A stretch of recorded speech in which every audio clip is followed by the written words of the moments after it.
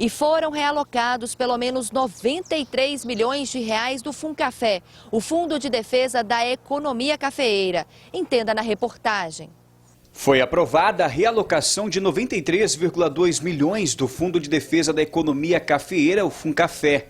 Os recursos poderão ser usados pelos produtores mineiros que sofreram prejuízos com o clima nos últimos anos. A reunião entre os representantes do Conselho Deliberativo da Política do Café debateu recursos, juros e melhorias no fundo para atendimento aos produtores.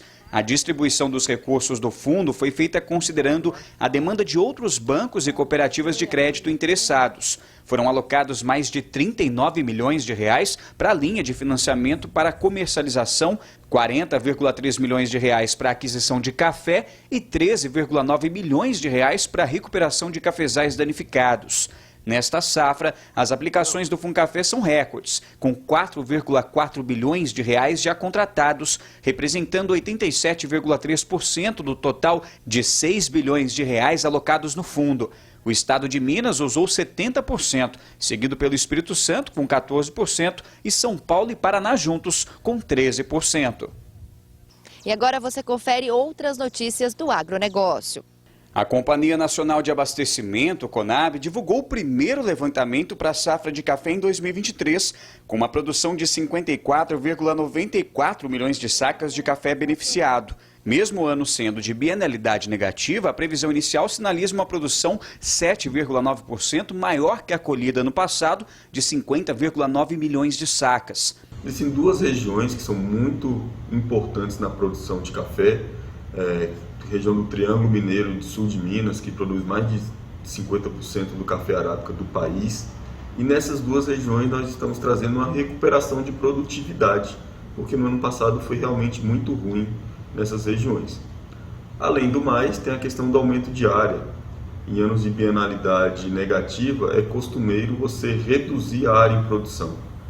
Mas como o clima foi muito ruim em 2021, muita área que deveria ter sido colocada em produção em 2022, não foi feito isso.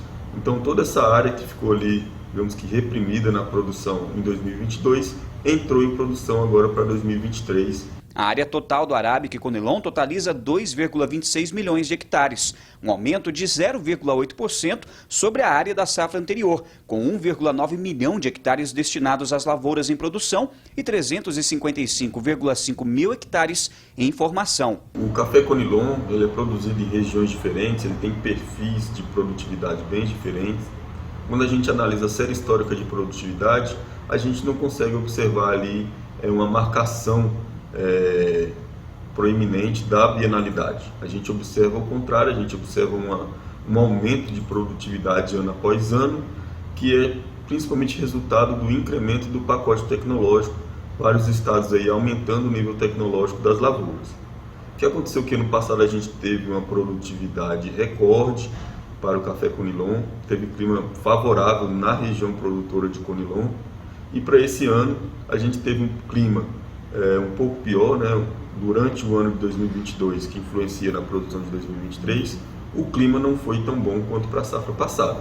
Então, por isso a gente está trazendo redução de produtividade, com destaque para o Espírito Santo, que é o principal estado produtor, e por isso a produção de Conilon está aí inferior à do ano passado. Principal estado cafeicultor do país, Minas Gerais terá uma retomada de produção, o que vai impactar positivamente sobre a perspectiva nacional. A expectativa é de 37,43 milhões de sacas de café arábica beneficiado, sendo 14,4% superior ao volume obtido em 2022.